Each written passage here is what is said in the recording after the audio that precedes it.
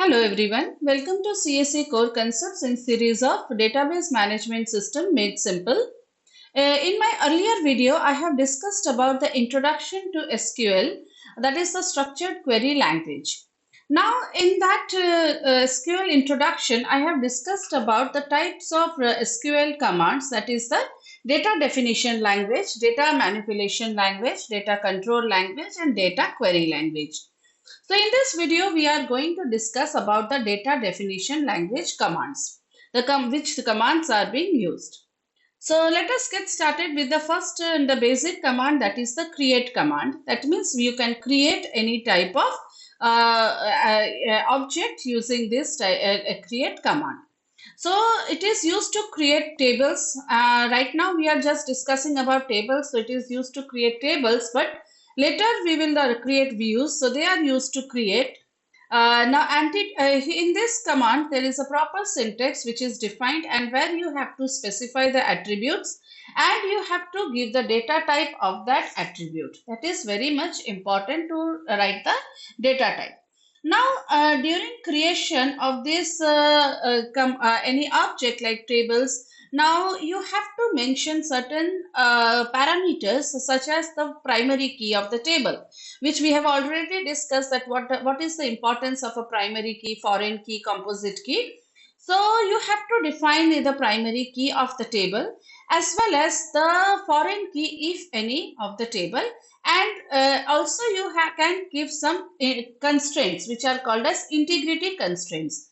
Integrity constraints, let's say, like if you want to have some restrictions on some columns, let's say if you are having the salary column or the age column.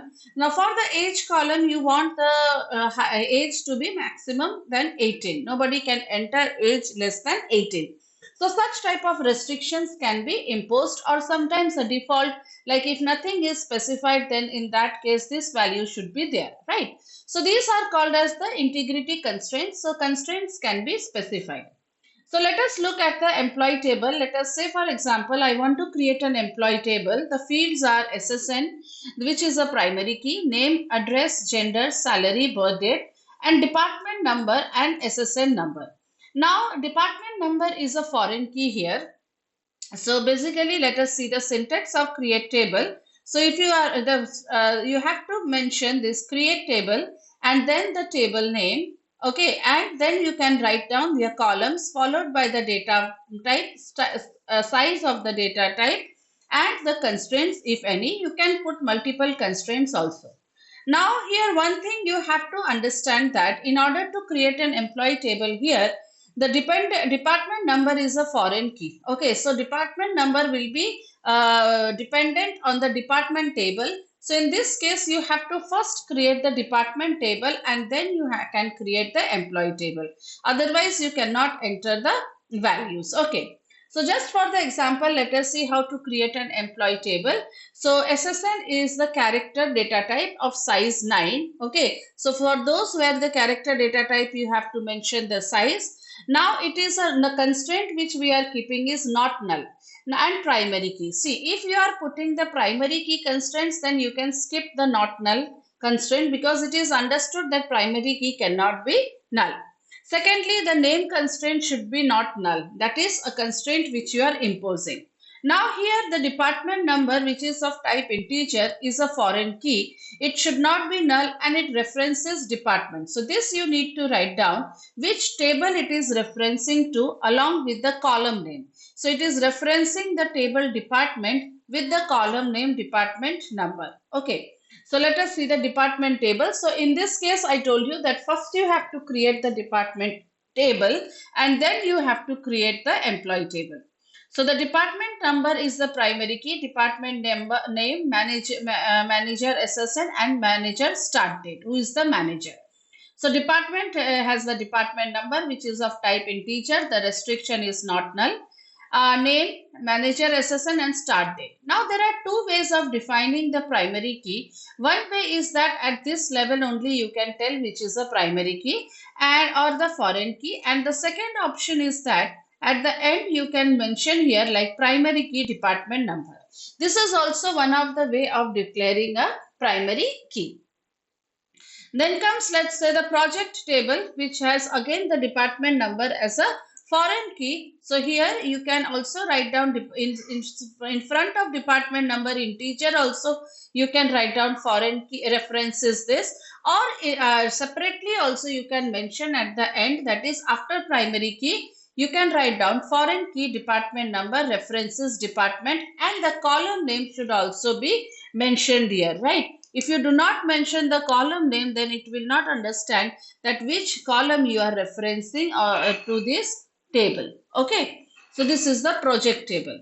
Then comes the employee project, that is the SSN, P number and project number and the number of hours.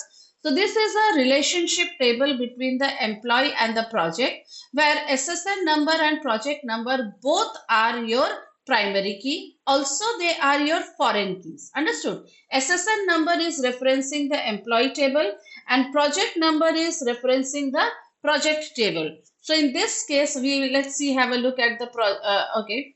So this is the project table.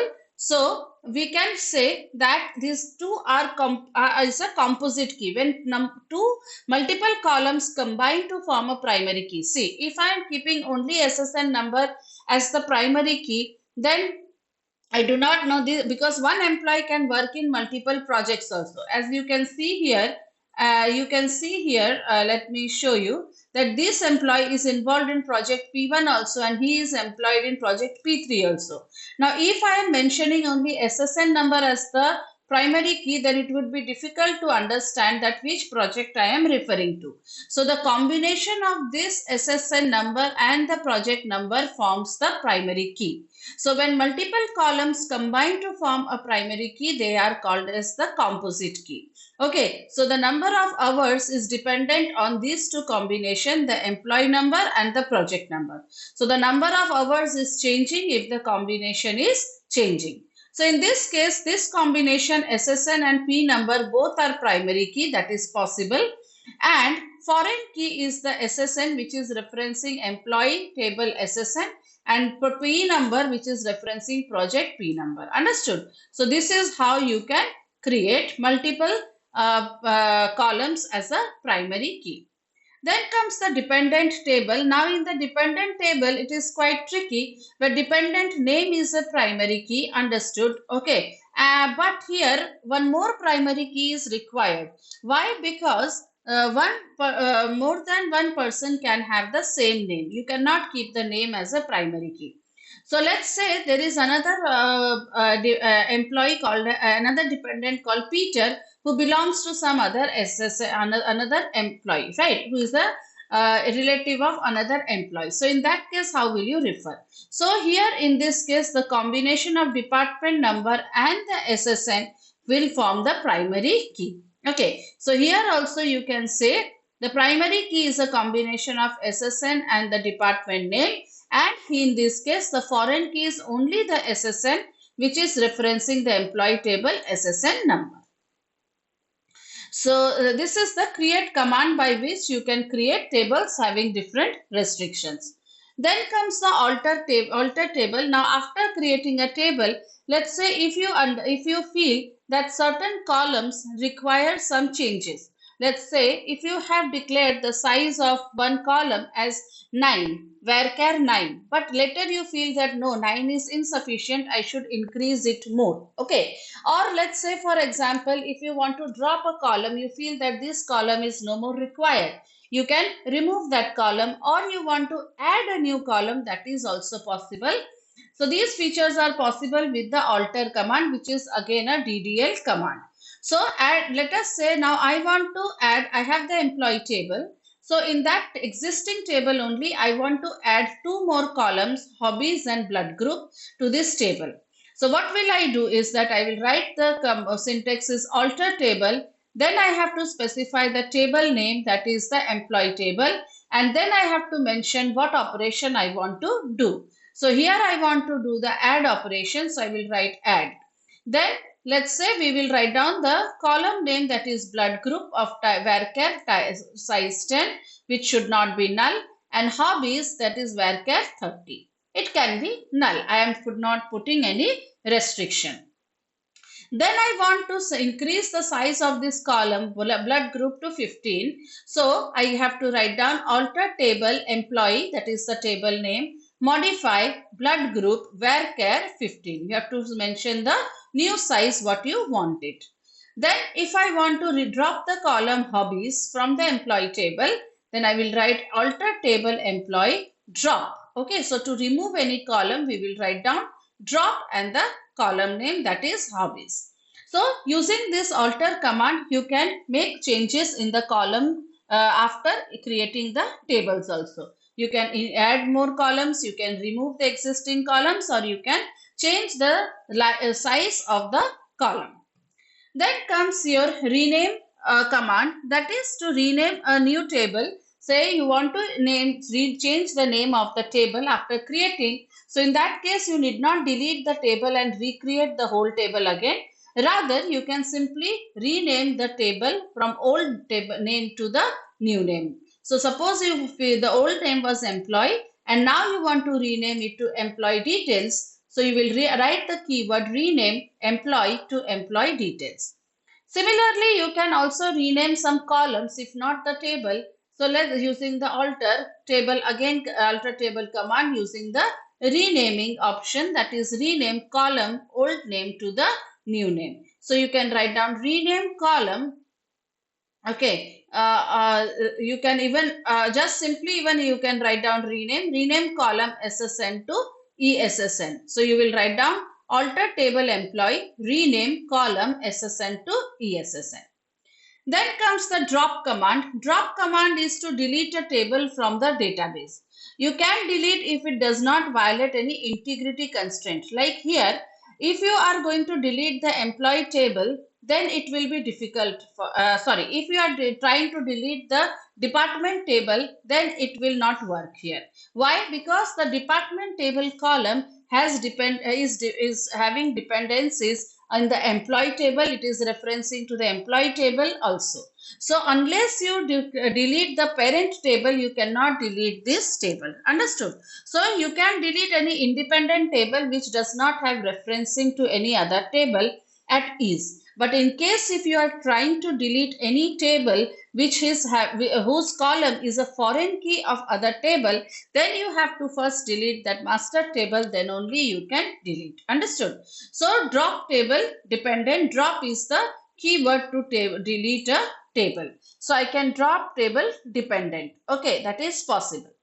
So truncate table command deletes the data. Now there is two variation. One is to drop and one is to truncate. Now the difference is that in case if you want to delete the data of the table, but you do not want to delete the table, okay, then you will use the truncate command.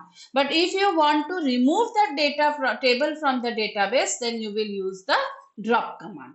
So this is all about the basic DDL queries. In my upcoming video, we will discuss about the other type of queries. Okay, so don't forget to like, share and subscribe to CSE Code Concepts. Thank you.